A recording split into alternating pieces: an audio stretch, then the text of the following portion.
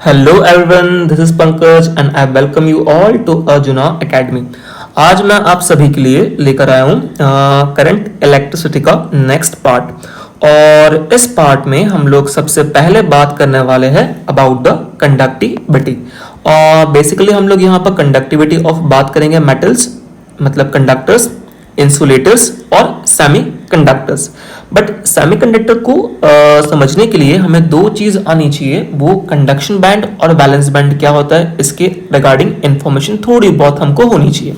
तो इसीलिए मैंने यहाँ पर एक छोटा सा टॉपिक लिया हुआ है बैंड थ्योरी, जहां पर मैं आपको एक्सप्लेन करूंगा कि कंडक्शन बैंड क्या होता है और वैलेंस बैंड क्या होता है। ठीक है, अब अगर कंडक्शन बैंड और वैलेंस बैंड को समझना है तो मैंने यहाँ पर एक एग्जांपल लिया है, वो है सोडियम का।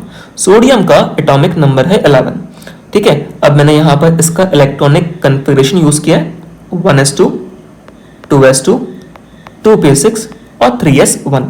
ठीक है, ये हम लोग अफबाउ प्रिंसिपल जो उसके हेल्प से बनाते हैं। यहाँ पर सबसे लोवेस्ट एनर्जी लेवल जो होगा वो 1s वाला होगा, उससे थोड़ा ज्यादा 2s, उससे थोड़ा और ज्यादा 2p और उससे भी ज्यादा आपके पास 3s। ठीक है, अब तो यहां मैंने सबसे पहले ड्रॉ किया है 1s जो कि आपका लोवेस्ट एनर्जी लेवल है, उससे थोड़ा ऊपर आपके पास 2s थोड़ा ज्यादा हाई एनर्जी वाला है, उससे और ऊपर 2p थोड़ा और हाई एनर्जी वाला, और उससे ऊपर 3s जो सबसे ज्यादा एनर्जी वाला है। ठीक है, अब देखिए अगर 1s की बात करें तो 1s के पास हमें दिख रहे हैं 2 इलेक्ट्रॉन्स। ठीक है, 2s के पास भी हमें दिख रहे हैं 2 इलेक्ट्रॉन्स, इसके बाद 2p के पास भी हमें दिख रहे हैं 6 इलेक्ट्रॉन्स, और 3s के पास हमें दिख रहे हैं 1 इलेक्ट्रॉन। ठीक है, s का जो कैपेसिटी होता है वो मैक्स टू मैक्स 2 इलेक्ट्रॉन ले सकता है, यहां उसने लिया भी है, मतलब कंप्लीटली फुलफिल्ड है। अगेन जो सेकंड s है वो भी आपका 2 इलेक्ट्रॉन्स ले सकता है, इसने भी यहाँ 2 इलेक्ट्रॉन लिया हुआ है, मतलब इसका जो कैपेसिटी है वो भी फुलफिल्ड है। इसके आगे अगर p की बात करते हैं तो p की जो कैपेसिटी है वो 6 की होती है, और यहाँ पर इसके पास 6 इलेक्ट्रॉन्स है और इसका भी जो कैपेसिटी है वो फुलफिल्ड है। बट इसके आगे अगर आप 3s के पास जाते हैं, इसका कैपेसिटी 2 का है, बट फिलहाल इसके पास सिर्फ और सिर्फ हमें दिख रहा है 1 इलेक्ट्रॉन। इसका मतलब जो 3s ऑर्बिटल है वो आपका कैसा है, पार्शियली या फिर कंप्लीटली फुलफिल्ड नहीं है। ठीक है, तो यहां तक चीजें समझने के बाद अब हम लोग थोड़ा आगे बढ़ते हैं और वैलेंस बैंड और कंडक्शन बैंड की तरफ मूव करते हैं। ठीक है, तो अभी तक हमने क्या सीखा कि सबसे लोवेस्ट एनर्जी 1s के पास है और सबसे हाईएस्ट एनर्जी 3s के पास है। इस एनर्जी के हिसाब से हमने इसको अरेंज किया है, और यहाँ पर हमने देखा है कि 1s, 2s, 2p completely fulfilled है, बट जो 3s वाला है वो आपका हाफ फिल्ड या फिर पार्शियली फिल्ड है। ठीक है, अब देखिए शुरुआत करते हैं हम लोग वैलेंस बैंड से। तो वैलेंस बैंड आपके पास में क्या होता है, हाईएस्ट एनर्जी बैंड। ठीक है, वैलेंस बैंड हम लोग के पास में कौन सा है, highest energy band which is completely filled. ठीक है, तो हाईएस्ट एनर्जी बैंड जो आपका कंप्लीटली फिल्ड होना चाहिए उसे हम लोग ने यहाँ पर नाम क्या दिया हुआ है, वैलेंस बैंड नाम दिया हुआ है। ठीक है, अब देखिए 1s आपका कंप्लीटली फिल्ड है बट वो हाईएस्ट एनर्जी बैंड नहीं है। 2s की अगर बात करें तो ये भी आपका कंप्लीटली फिल्ड है बट हाईएस्ट एनर्जी नहीं है। 2p की बात करें तो आपके पास में ये कंप्लीटली फिल्ड है बट कंपेयर टू 3s ये आपका हाईएस्ट एनर्जी नहीं है। बट डेफिनेशन क्या बोलता है कि हाईएस्ट एनर्जी बैंड भी होना चाहिए और साथ में कंप्लीटली फिल्ड भी होना चाहिए। ये जो कंडीशन है सिर्फ और सिर्फ सेटिस्फाई कर रहा है आपका 2p, इसीलिए 2p आपका यहां पर फिलहाल बन जाएगा बैलेंस बैंड। ठीक है, जो कि मैंने यहां पर शो किया। रीजन क्या है कि आपके पास 2p हाईएस्ट एनर्जी बैंड भी है और साथ में आपका ये कंप्लीटली फिल्ड भी है, इसलिए 2p आपका क्या बन जाएगा, बैलेंस बैंड। इसके बाद बात करते हैं कंडक्शन बैंड की। तो कंडक्शन बैंड क्या कहा गया है कि लोवेस्ट एनर्जी बैंड होना चाहिए जो कि कंप्लीटली फिल्ड नहीं होना चाहिए। ठीक है, अब देखिए कंडक्शन बैंड यहां तो हमने सिर्फ 3s तक ड्रॉ किया, 3s के ऊपर आपके पास 3p आएगा जो कि अगेन आपका कंप्लीटली फिल्ड नहीं है। 4s भी की बात करते तो ये भी आपका कंप्लीटली फिल्ड नहीं है। बट अगर कंपेयर किया जाए कि इस 3s एक सेकंड बस, हाँ अगर कंपेयर किया जाए इस 3s, 3p और 4s को, तो इन तीनों में अगर आप ध्यान से देखते हैं तो आपको नजर आएगा कि जो 3s है वो भी आपका हाफ फिल्ड कंप्लीटली फिल्ड नहीं है, 3p भी आपका कंप्लीटली फिल्ड नहीं है, 4s भी आपका कंप्लीटली फिल्ड नहीं है, लेकिन इन सभी में सबसे लोवेस्ट एनर्जी वाला जो है वो 3s ही है, इसलिए 3s यहां पर क्या बन जाएगा, आपका कंडक्शन बैंड बन जाएगा। ठीक है, तो वैलेंस बैंड क्या हुआ आपके पास में, ये वाला। ठीक है, वैलेंस बैंड हम लोग के पास ये है। क्या डेफिनेशन था कि हाईएस्ट एनर्जी बैंड भी होना चाहिए, साथ में कंप्लीटली फिल्ड भी होना चाहिए। जबकि कंडक्शन बैंड की बात किया जाए तो ये आपके पास में कंप्लीटली फिल्ड तो नहीं होना चाहिए, लेकिन हाँ ये लोवेस्ट एनर्जी बैंड भी होना चाहिए। ठीक है, तो 3s आपका यहाँ पर सेटिस्फाई कर रहा है कंडक्शन बैंड का डेफिनेशन, और 2p आपका सेटिस्फाई कर रहा है बैलेंस बैंड का कंडीशन या फिर डेफिनेशन। ठीक है, तो इस तरीके से हम लोग यहाँ पर बैलेंस बैंड और कंडक्शन बैंड को डिफाइन करते हैं। ठीक है, अब एक और चीज, अगर बात की जाए ना कंडक्शन बैंड की, तो कंडक्शन बैंड में आपको मिलते हैं फ्री इलेक्ट्रॉन्स। ठीक है, तो फ्री इलेक्ट्रॉन्स ये हमें कहां पर मिलेंगे, कंडक्शन बैंड में। जबकि अगर हम लोग बात करते हैं वैलेंस बैंड की, तो इसमें आपको जो इलेक्ट्रॉन्स मिल रहे हैं वो है बाउंडेड इलेक्ट्रॉन्स, या फिर आप बोल सकते हैं बॉन्डेड, ये फ्री नहीं है। ठीक है, तो कंडक्शन बैंड में आपको कौन मिल रहे, फ्री इलेक्ट्रॉन्स, और बैलेंस बैंड में आपको कौन मिल रहे, बॉन्डेड इलेक्ट्रॉन्स। तो खुद ही आप सोच के बताइए कि यहां पर जो है कंडक्टिविटी के लिए रिस्पॉन्सिबल कौन होगा, जो बॉन्डेड है वो या जो फ्री है वो।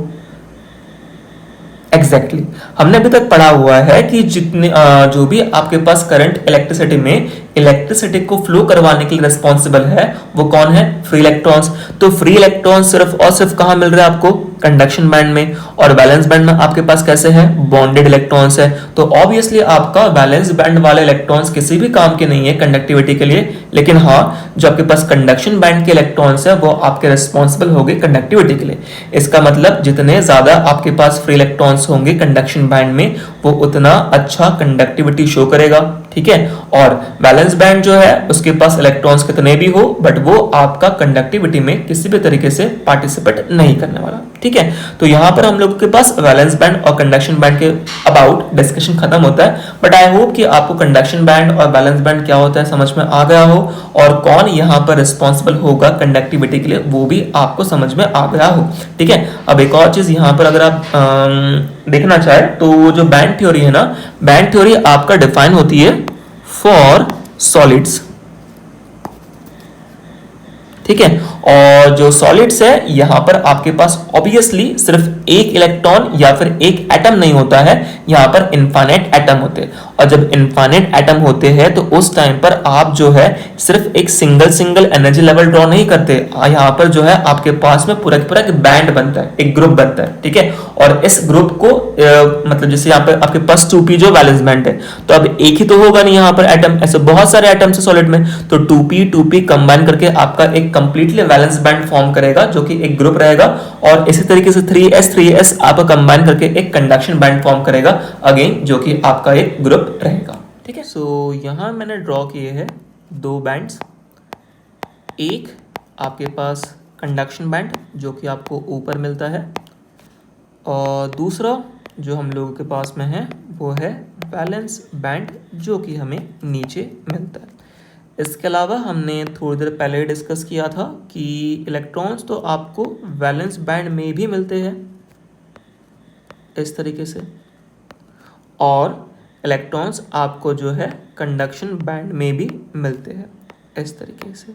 ठीक है, बट बात ये है ना कि जो इलेक्ट्रॉन्स आपको मिलते हैं वैलेंस बैंड में, ये सारे इलेक्ट्रॉन्स होते हैं आपका बॉन्डेड इलेक्ट्रॉन्स, ये फ्री नहीं होते। और जितने भी इलेक्ट्रॉन्स आपको कंडक्शन बैंड में मिलते हैं वो सभी के सभी कैसे होते हैं, फ्री इलेक्ट्रॉन्स होते हैं।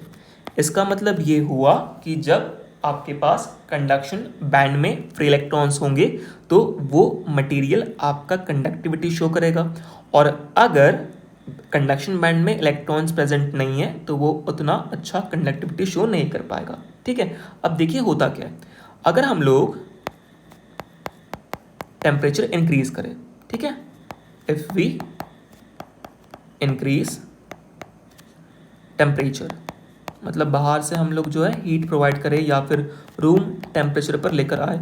एक और चीज़, ये जो हमने डिफाइन किया था ना, valence band, conduction band, band theory, ये आपका डिफाइन होती है 0 केल्विन पर, मतलब एब्सोल्यूट 0 पर आपका ये डिफाइन होती है। ठीक है, अब तो वापस हम लोग यहाँ पर आते हैं कि अगर हमने इंक्रीज किया टेम्परेचर, ठीक है, क्या इंक्रीज किया हमने टेम्परेचर, अगर इंक्रीज किया then there will B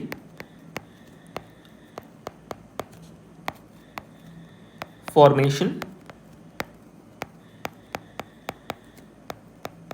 of electron hole pair, ठीक है, and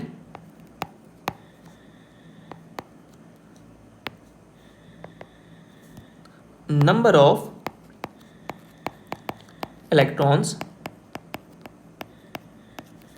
increase या increases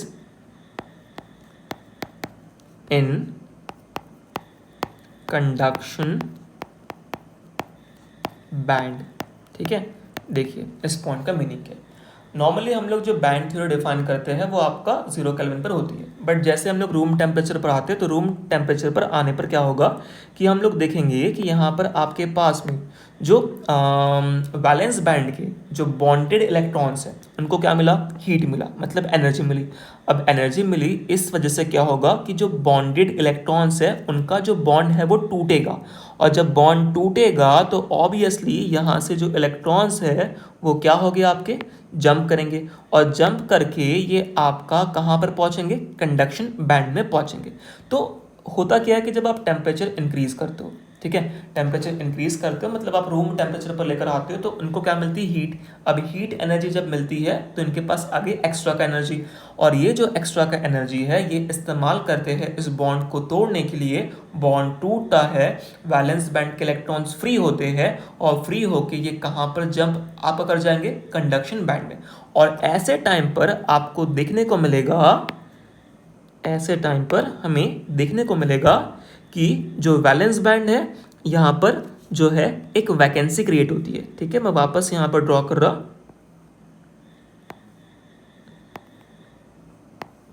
ये बॉटम पर हो गया वैलेंस बैंड और ये आपके पास में हो गया टॉप पे कंडक्शन बैंड। ठीक है, तो ये आपके पास कंडक्शन बैंड, ये आपके पास वैलेंस बैंड। ठीक है, तो हुआ क्या, इलेक्ट्रॉन्स आपके फ्री हुए, कहाँ से जंप किए, वैलेंस बैंड से। कहाँ पर जंप किए, कंडक्शन बैंड में। तो वैलेंस बैंड में क्या क्रिएट हुई, एक एम्प्टी स्पेस, एक वैकेंसी, और ये जो इलेक्ट्रॉन्स आपके वैलेंस बैंड से जंप किए हैं वो कहाँ पर पहुँच गए, आपका कंडक्शन बैंड में पहुँच गए। ठीक है, तो जो एम्प्टी स्पेस यहाँ क्रिएट हुई है, इस एम्प्टी स्पेस को हम लोग बोलते हैं होल्स, और यहाँ पर आपके पास में जो कंडक्शन बैंड में इलेक्ट्रॉन्स आए हैं इन्हें हम लोग कहते हैं फ्री इलेक्ट्रॉन्स। ठीक है, जितने ज़्यादा बॉन्ड आपका टूटेंगे उतने ज़्यादा होल्स क्रिएट होंगे, जितने ज़्यादा होल्स क्रिएट होंगे उतने ज़्यादा फ्री इलेक्ट्रॉन्स आपको मिलेंगे कंडक्शन बैंड में, और इस तरीके से टेम्परेचर को बढ़ाने पर जो है कंडक्टिविटी आपका इंक्रीज होती है। ठीक है, तो यहाँ पर हम लोगों को जो रिजल्ट मिला वो क्या रिजल्ट मिला,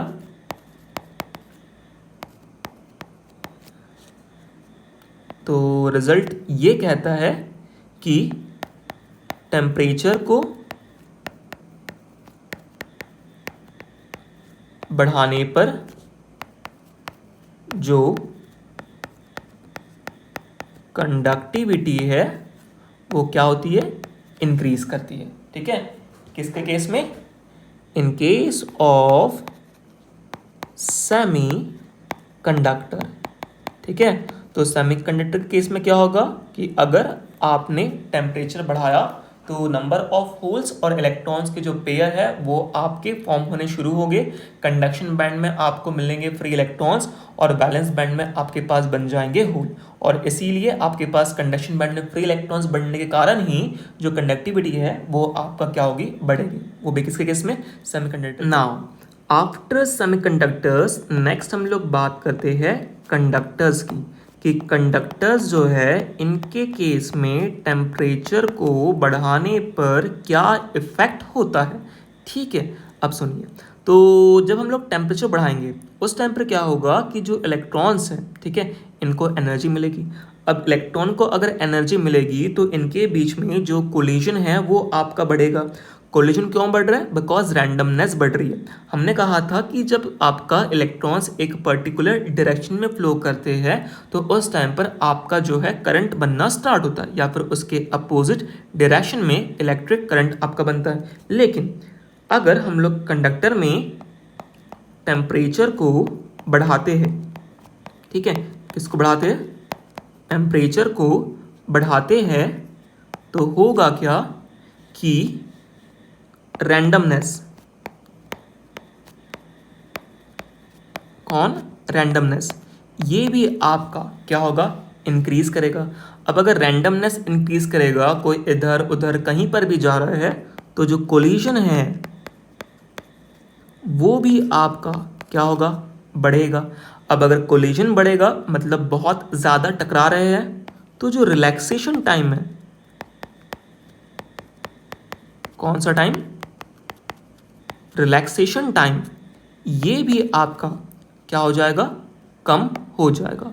ठीक है, अब देखिए, और रिलैक्सेशन टाइम जो है इसका मीनिंग क्या था कि दो कोलिजन के बीच में जो इलेक्ट्रॉन्स को रिलैक्स करने टाइम मिलता है, या फिर जिस टाइम पर कोलिजन आपका नहीं हो रहा है, इसको हम लोग कहते हैं रिलैक्सेशन टाइम।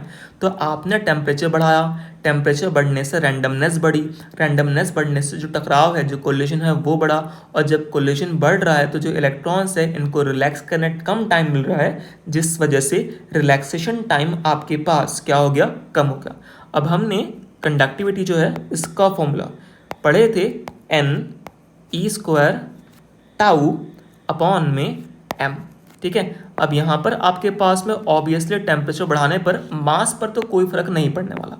ठीक है, दूसरी चीज़ कि आपका नंबर ऑफ इलेक्ट्रॉन्स पहले जितने थे उतने ही रह जाएंगे। ठीक है, लेकिन आपके पास में जो रिलैक्सेशन टाइम है इसका वैल्यू क्या हो रहा है? कम हो रहा है। अब अगर रिलैक्सेशन टाइम कम होगा तो जो कंडक्टिविटी है ऑब्वियसली ये भी आपका क्या होगी? कम होगी। और अगर कंडक्टिविटी आपका कम हो रही है तो उस केस में जो रेजिस्टिविटी है वो आपका क्या हो जाएगी? बढ़ जाएगी। और अगर रेजिस्टिविटी बढ़ रही है तो ऑब्वियसली आपके पास में जो इलेक्ट्रॉन्स है इनका जो फ्लो है वो कहीं ना कहीं आपका रुकेगा, और जो करंट है उसका वैल्यू क्या होगा? कम हो जाएगा। ठीक है, तो यहाँ से जो रिजल्ट हमें मिला वो रिजल्ट क्या मिल रहा है कि इन केस ऑफ कंडक्टर्स, ठीक है, किसके केस में? कंडक्टर्स के केस में, अगर आपने टेम्परेचर बढ़ाया, ठीक है, किसको बढ़ाया? टेम्परेचर बढ़ाया, तो जो कंडक्टिविटी है, कौन? हाँ, कंडक्टिविटी है वो आपका क्या हो जाएगी? कम हो जाएगी। ठीक है, जबकि in case of semiconductor just उल्टा था। ठीक है, सेमीकंडक्टर जो है इनके केस में हमने टेम्परेचर बढ़ाया और कंडक्टिविटी है वो भी क्या हुई? बढ़ी। But in case of conductors temperature बढ़ाने पर आपके पास कंडक्टिविटी क्या हो गई? कम हो गई।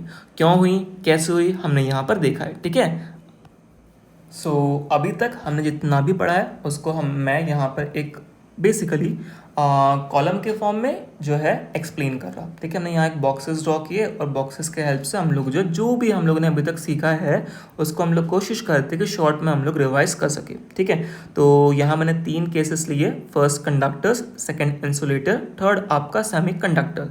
ठीक है, पहले केस में टेम्परेचर बढ़ाया गया है, दूसरे केस में टेम्परेचर आपका कम किया गया। ठीक है, तो इन केस ऑफ कंडक्टर्स हम लोग जानते हैं कि अगर वहाँ पर टेम्परेचर बढ़ेगा तो टेम्परेचर के बढ़ने के कारण वहाँ पर जो है कंडक्टिविटी क्या होगी? कम होगी। ठीक है, इसके अलावा जो रेजिस्टिविटी है ये आपका क्या होगी? बढ़ेगी। और जो आपके पास में टाउ है, रिलैक्सेशन टाइम, ये भी आपके पास क्या होता है? कम होना शुरू करता है। ठीक है, किसके केस में?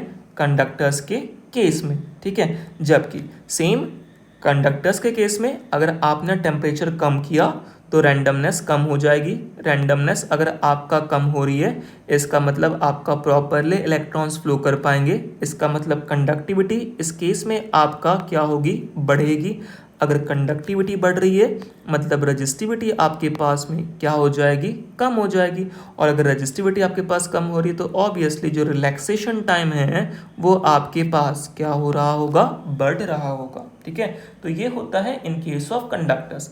But in case of semiconductors हम लोग जानते हैं कि अगर हमने टेम्परेचर बढ़ाया तो नंबर ऑफ इलेक्ट्रॉन्स और होल्स का जो फॉर्मेशन है वो बढ़ेगा। और अगर नंबर ऑफ इलेक्ट्रॉन्स और होल्स का फॉर्मेशन बढ़ेगा, इसका मतलब जो नंबर ऑफ फ्री इलेक्ट्रॉन्स हमें मिलने स्टार्ट होंगे इन द कंडक्शन बैंड, ये भी क्या होंगे, बढ़ने स्टार्ट होंगे। और अगर नंबर ऑफ फ्री इलेक्ट्रॉन्स बढ़ रहे हैं तो ऑब्वियसली आपके पास कंडक्टिविटी क्या हो जाएगी, बढ़ जाएगी। और जो रेजिस्टिविटी है वो ही आपके पास में क्या हो जाएगी, कम हो जाएगी। ठीक है, जबकि अगर आपने टेम्परेचर कम किया मतलब नंबर ऑफ फ्री इलेक्ट्रॉन्स अब आपके कम हो जाएंगे। और अगर नंबर ऑफ फ्री इलेक्ट्रॉन्स आपके पास कम हो रहे हैं, इसका मतलब आपके पास में जो कंडक्टिविटी है वो आपका क्या हो जाएगी, कम हो जाएगी। और जो रेजिस्टिविटी है वो आपका यहाँ पर क्या हो जाएगी, बढ़ जाएगी। ठीक है, ये तो बात हो गई हम लोग के पास कंडक्टर्स और सेमीकंडक्टर्स इनके रिगार्डिंग कि इनके ऊपर टेम्परेचर का क्या इफेक्ट पड़ता है। But what about the insulators. ठीक है, जो इंसुलेटर्स है इसके केस में क्या होता है, तो इसके केस में भी क्या होता है ना कि जब आप टेम्परेचर बढ़ाते हैं, ठीक है, तो जस्ट लाइक सेमीकंडक्टर यहाँ पर थोड़े बहुत फ्री इलेक्ट्रॉन्स आपके जो है वो बढ़ते हैं, कंडक्टिविटी हल्की फुल्की बढ़ती है बट उसका कोई फर्क पड़ता है नहीं। इसीलिए अगर हम लोग बात करें इंसुलेटर्स की तो हम लोग लिख सकते हैं सेम एज सेमी कंडक्टर। ठीक है, तो जो जो केसेस आपने सेमीकंडक्टर में देखा वही केसेस आपको देखने को मिलेंगे किसके केस में, इन केस ऑफ इंसुलेटर। ठीक है, अब इसके बाद नेक्स्ट टॉपिक हम लोग जो स्टार्ट करेंगे वो स्टार्ट करेंगे ओम्स लॉ। उसके अलावा रिलेशन क्या है between the voltage and resistance and current. ठीक है, सो ओम्स लॉ जो है इसका स्टेटमेंट ये बोलता है कि जो कांस्टेंट टेम्परेचर और कांस्टेंट प्रेशर पर पोटेंशियल डिफरेंस आपका डायरेक्टली प्रोपोर्शनल होगा करंट से। ठीक है, अब ये तो हुआ स्टेटमेंट। इस स्टेटमेंट को हम लोग कोशिश करते हैं सिंपल लैंग्वेज में समझने की। ठीक है, पोटेंशियल डिफरेंस जो है इसकी जगह पर आप कभी कभार जो है पोटेंशियल ड्रॉप ये वर्ड भी आप देख सकते हो, तो कंफ्यूज होना नहीं है, दोनों सेम चीज़ आपके पास में है। ठीक है, तो वापस आते हैं ओम्स लॉ पर। ओम्स लॉ ये बोल रहा है कि अगर हम लोग जितना ज़्यादा पोटेंशियल डिफरेंस देंगे उतना ज़्यादा करंट होना चाहिए। ठीक है, जो स्टेटमेंट है उसका सिंपल लैंग्वेज में यही मीनिंग बन रहा है। ठीक है, अब सुनिए, इसको समझने के लिए हम लोग याद करते जब हमने फर्स्ट टाइम 9th या 10th में जब ओम्स लॉ पढ़ा था, हमें बताया गया था कि पोटेंशियल डिफरेंस, ठीक है, करंट को जब एक्सप्लेन किया जाता है तो बोला जाता है पोटेंशियल डिफरेंस को आप समझिए ऐसा कि मतलब ये दो चीज़ों के बीच में लेवल है। ठीक है, जैसे कि अगर दो टैंक्स आपके पास में हैं, मानिए कि आपके पास दो पानी के टैंक लगे हुए हैं। ठीक है, इस तरीके से ये आपके पास फर्स्ट टैंक है और ये आपके पास सेकंड टैंक है और दोनों में जो पानी का लेवल है वो सेम सेम है। ठीक है, और इनको हमने क्या कर दिया, with the help of pipe जो है इस तरीके से जॉइन कर दिया। अब अगर लेवल सेम सेम है तो ऑब्वियसली हम लोग जानते हैं पानी जो है ना तो लेफ्ट से राइट में जाएगा ना तो राइट से लेफ्ट में जाएगा। इसका मतलब अगर लेवल सेम है, पोटेंशियल डिफरेंस सेम है, तो यहाँ पर किसी भी तरीके का करंट फ्लो नहीं करेगा। करंट फ्लो नहीं करेगा इसका मतलब किसी भी तरीके का पानी फ्लो नहीं करेगा। ठीक है, करंट का मतलब ही होता है जब कोई चीज़ आपका फ्लो करती है तो उसे हम लोग करंट बोलते हैं। और यहाँ पर आपका बेसिकली पानी फ्लो करने वाला है तो आप यहाँ पर वाटर करंट जो है इस वर्ड का इस्तेमाल कर सकते हैं। ठीक है, बट हाँ, अगर मैं चीज़ों को थोड़ा सा चेंज करूँ और इन दोनों टैंक की जो हाइट है इसमें एक डिफरेंस क्रिएट कर दूँ, जो पहले वाला टैंक था उसको मैंने जो है थोड़ा सा नीचे लेकर आ गया। ठीक है, और इससे मैंने क्या कर दिया कि इस तरीके से पाइप से जॉइन कर दिया है, इस तरीके से। ठीक है। अब बेसिकली होगा क्या कि जो आपका ऊपर में टैंक लगा हुआ है, इससे पानी आपका फ्लो करता हुआ कहाँ पर आएगा, आपका नीचे आएगा। जैसे ही आपने यहाँ पोटेंशियल डिफरेंस क्रिएट किया, दोनों टैंक के बीच में लेवल क्रिएट किया, तो यहाँ वाटर करंट फ्लो होना स्टार्ट हो गया।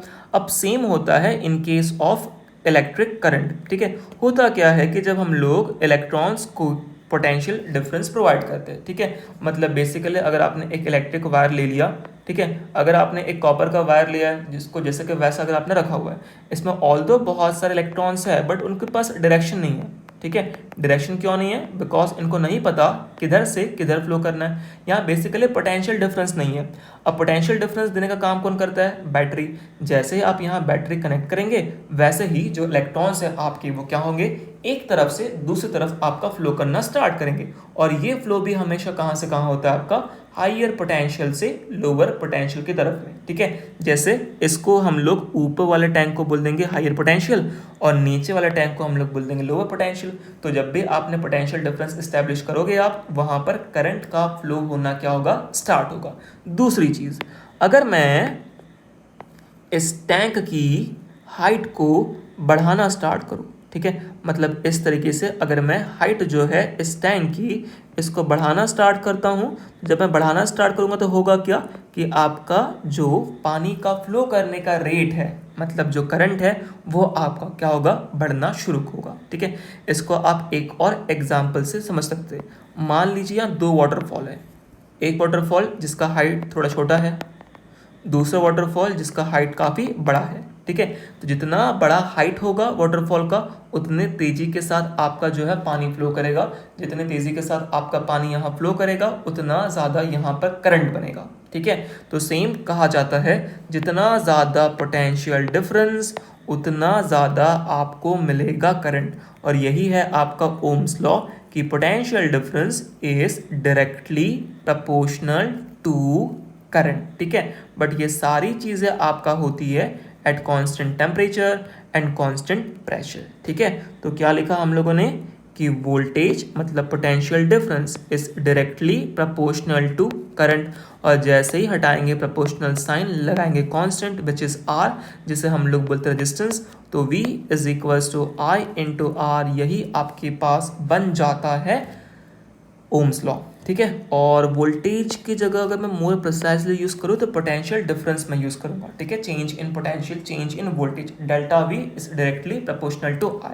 ठीक है, अब इस डेल्टा V को आप लिख सकते हैं higher potential VH minus lower potential VL is equals to I into R. ठीक है, अगेन ये एक और फॉर्म हो गया आपका ओम्स लॉ का, VH minus VL is equals to IR। ठीक है, VH मतलब हाइयर पोटेंशियल और VL मतलब लोअर पोटेंशियल, इसको हम लोग पोटेंशियल ड्रॉप या पोटेंशियल डिफरेंस बोल सकते हैं। ठीक है, देखिए मैं एक एग्जांपल ले रहा हूँ। यहाँ पर हम लोगों के पास में एक वायर है। ठीक है, इससे हम लोग वापस ड्रॉ करते हैं। हाँ, ये हम लोग के पास में हो गया एक वायर, और इस वायर में हमने लगाया हुआ है रजिस्टर, या फिर हम लोग बोल सकते हैं इस वायर का रजिस्टेंस है बेसिकली ये, इस तरीके से। ठीक है, इसके अलावा यहाँ से करंट I आपका फ्लो करना स्टार्ट किया, ये रेजिस्टेंस R हो गया, और ये करंट आपका इधर तक फ्लो कर रहा है।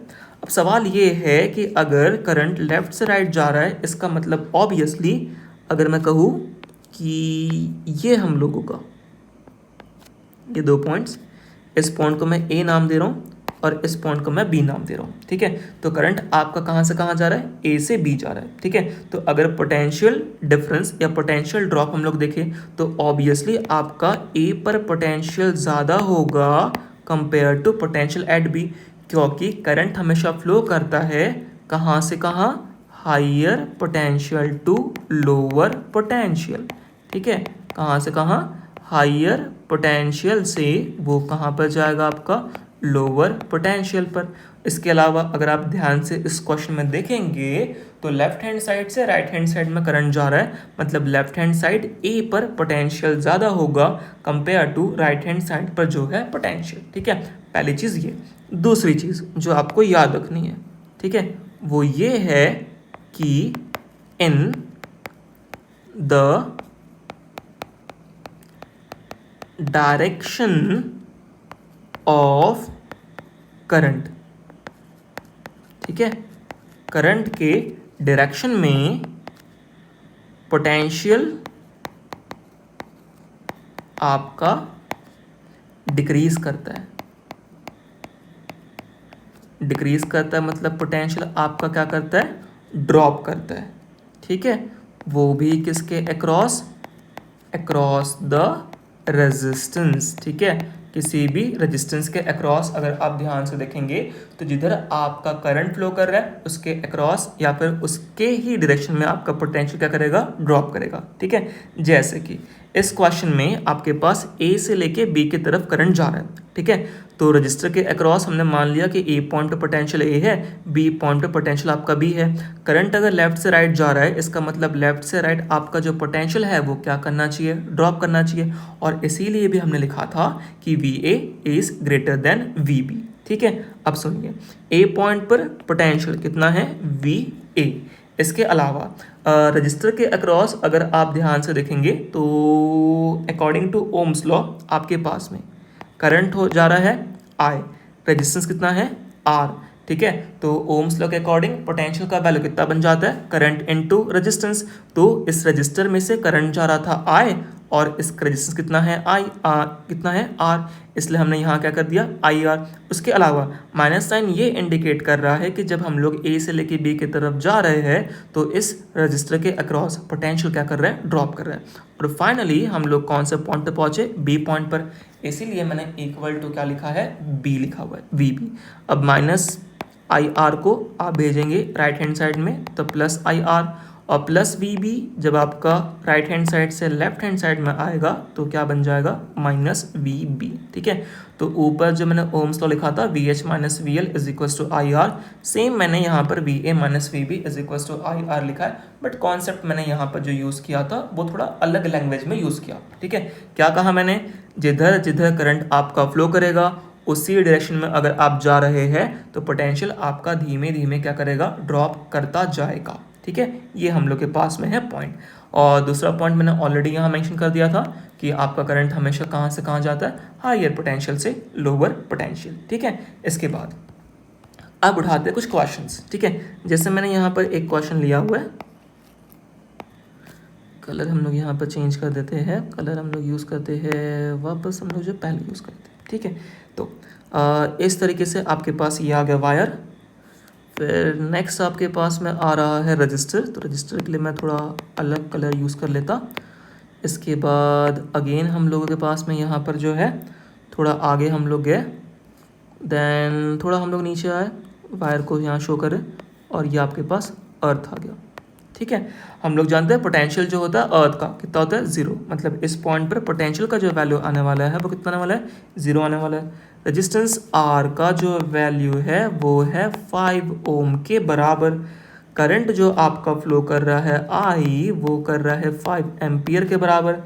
इस पॉइंट को अगर हम लोग कह देते हैं ए पॉइंट और इस अर्थ वाले को अगर हम लोग कह देते हैं बी पॉइंट, तो बी पॉइंट का जो पोटेंशियल है वो जीरो है बिकॉज अर्थ का पोटेंशियल जीरो होता है। मुझे पता करना है कि ए पॉइंट पर पोटेंशियल कितना होगा। ठीक है, यही हम लोग के पास क्वेश्चन है कि पोटेंशियल एट ए निकालना है। अब ध्यान दीजिए, जिस पॉइंट से भी हम लोग स्टार्ट करते हैं उस पॉइंट का पहले हम लोग पोटेंशियल लिखते हैं। तो हम लोग स्टार्ट कहाँ से कर रहे हैं, ए पॉइंट से, तो इसलिए मैंने सबसे पहले क्या लिखा, ए पॉइंट का पोटेंशियल वी ए। इसके बाद अगर हम लोग करंट के डायरेक्शन में जा रहे हैं मतलब पोटेंशियल क्या होने वाला है, ड्रॉप होने वाला है, इसलिए यहाँ पर जो साइन नेक्स्ट आएगा वो क्या आ जाएगा, माइनस साइन। इसके अलावा जो रजिस्टर है उसके अक्रॉस जो करंट जा रहा है उसका वैल्यू है 5 एम्पियर और जो रेजिस्टेंस है उसका भी वैल्यू कितना है, 5 ओम के बराबर। तो ये आ गया -5 × 5 करंट इनटू रेजिस्टेंस। और फाइनली हम लोग कहाँ पहुँच रहे, वी बी पर। ठीक है, जिसमें से वी ए का वैल्यू निकालना है, 5 5 25, वी बी का वैल्यू 0 है, तो वी ए का वैल्यू आपके पास कितना आ गया, 25 वोल्ट। ठीक है, ये हुआ आपके पास क्वेश्चन का आंसर। ठीक है, कॉन्सेप्ट क्या यूज हुआ, जिधर आप मूव करेंगे करंट के डायरेक्शन में उधर आपका पोटेंशियल क्या होगा, ड्रॉप करना स्टार्ट करेगा। ठीक है, तो ए से लेके हम लोग बी की तरफ जा रहे थे, पोटेंशियल ड्रॉप किया, इसलिए माइनस सन यहाँ पर आपका आया। और बी पॉइंट आपका अर्थ था, और अर्थ का जो पोटेंशियल है वो हम लोग जानते हैं कितना होता है, 0 हो जाता है। ठीक है।